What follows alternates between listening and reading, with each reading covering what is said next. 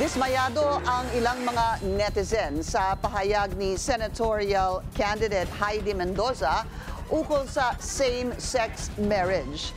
Binawi rin ng ilang membro ng LGBT community ang pag-endorso sa kanya. Narito ang agenda report ni Zandro Ochona. Hindi ipinagbabawal ang pagmamahal, yan ay karapatan ng lahat.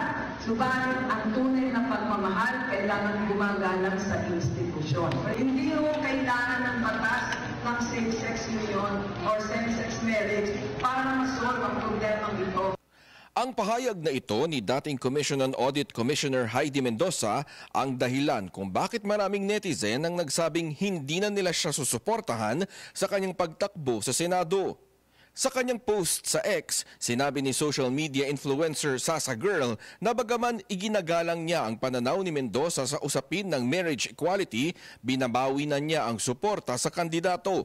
Ang isang netizen naman nagpahayag ng kanyang pagkainis dahil sa tila paggamit ni Mendoza sa LGBT community para makilala siya. Pero lumabas din ang katotohanan na hindi naman daw niya talaga suportado ang kanilang mga ipinaglalaban. Iginit naman ng grupong bahaghari na sa darating na eleksyon, dapat kilalanin ang LGBTQ+ community bilang lehitimong sektor na may mga pinagdaraan ng issue gaya ng diskriminasyon.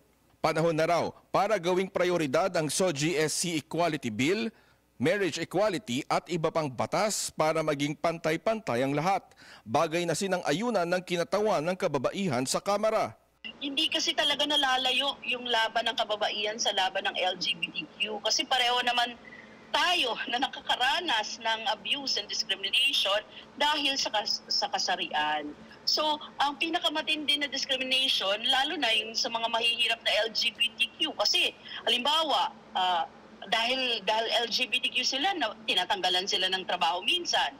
Hindi malinaw kung may LGBT vote sa bansa pero dahil napag-uusapan ang karapatan nila, makikita sa resulta ng eleksyon ang kahalagahan nito. Para sa agenda, Zandro Ochona, Billionario News Channel.